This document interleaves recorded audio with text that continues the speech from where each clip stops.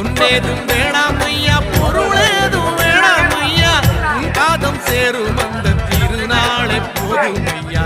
ஏழை பங்காளா எம்மை ஏற்றிவிடக் கூடாதா?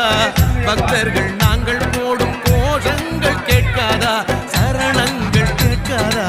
சாமி சரணம் சொல்லுவோம், ஐயப்ப சரணம் சொல்லுவோம், சாமி சரணம் சொல்லுவோம், ஐயப்ப சரணம் சொல்லுவோம்.